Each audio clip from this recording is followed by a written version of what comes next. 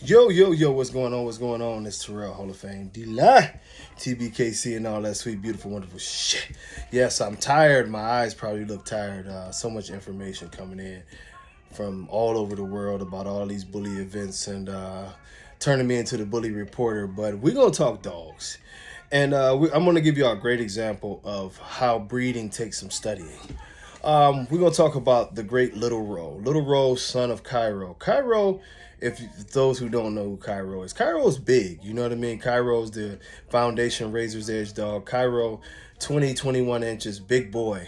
Very, very muscular, 115 to 120 pounds in his prime. 26 and a half inch head, gigantic jaws. Really one of the best dogs to ever live, you know. But Rowe came out with the dwarfism trait, which made Rowe 17 inches and at his best 75 pounds, which would, roughly put him at 40 pounds less than his dad, 40 or 45 pounds less than his dad, 3 inches shorter. But besides the issues that come along with dwarfism, Rowe carries some very strong positive issues. And these were things that we capitalized on today. The blockier head, the shorter muzzle, not pushed all the way in, but he had a shorter muzzle than we were seeing at that time. Big bone, the whole nine. He had a lot to offer. So with all that being said, the main thing when you talked about Little Rowe was how to breed him. So with the era of pockets getting gigantic, partly due to one of his sons, Paco, everybody wanted to make a shorter dog. By trying to make a shorter dog, the one thing that they would do is they would try to breed him to shorter dogs. Huh? What? The door open? Yeah, you want to shut the door?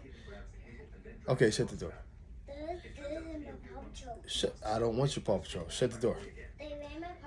Yeah, this is your Paw Patrol. Now shut the door. If any of y'all watch my lives, this happens all the time. This is what happens when you try to be a dad. But anyway, the thing with Little Rowe, like I say, by way of Paco, was that Paco was blowing up the scene. Paco was an inch shorter, definitely an inch shorter, and actually a lot more stout than Little Rowe was. Paco was probably, although an inch shorter, 10 pounds heavier than Little Rowe was. Now, everybody wanted a Paco.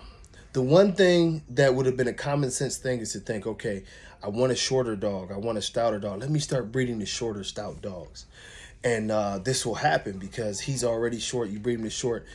What started to happen is that, of course, this was our first real experiment with the dwarfism gene. What we found out is that although Little Rowe's genealogy said bigger dogs, by way of his dad and his mom and stuff, and that he was still a little bit bigger at 17 and a half inches, the way he produced was totally different than his genealogy. So if you took Little Rowe to smaller dogs, you were compounding a dwarfism gene. That's where all the issues came in.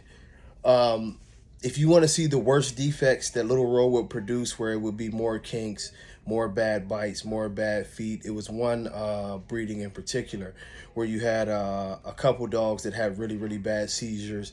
It just wasn't healthy. We're not going to lie about this, but there was something that we had to learn about the process. You know what I mean? Certain breedings that you thought, you looked at them on paper, you looked at the two dogs with the phenotype and everything, and you thought it was going to bang. It didn't. But on the flip side, what you started to find out about the great Rowe was if you bred him to standard females, good size standard females, they could, I guess, for lack of a better term, put some cut on that damn dwarfism gene, and the dogs would still get shorter, but they would have the girth and they would have less defects. This is something that this is something that you would never see on paper. It was something more so that you had to do by experience. And so if you look at some of Little Rowe's better breedings, like Paco's mom, like the breeding that made De Niro, that was the candy breeding. But if you look at Paradise was the other breeding. But if you look at these breedings, you will, and excuse me if I'm messing up names or forgetting names. My head's all over the place right now. But you will see that if you look at throughout the history of Rowe's best productions, it was standard females that would sort of, counter the dwarfism that he had. If you played towards the dwarfism and found little girls that probably had the dwarfism trait themselves because they were abnormally small, you would come up with absolute train wrecks in some cases. Like I say, you would come up with some dogs that needed to be put down. You were doing what we see today as what happened in the exotic community, where they just kept compounding dwarfism genes, and they compounded genes where it was dogs obviously missing a chromosome and different things like that.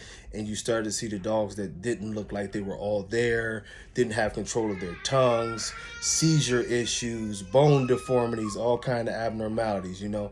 We got one in there screaming. But this is something that you should think about in the future. Daddy life. So I'm gonna see what's wrong with this kid, because more than likely it's nothing and she's just pissed off. But that was the end of the video anyway. Hopefully that helps you out as you go forward, and you can find out or figure out little things in your yard by like over analyzing everything and not just going by what you see. Until next time, y'all. Peace.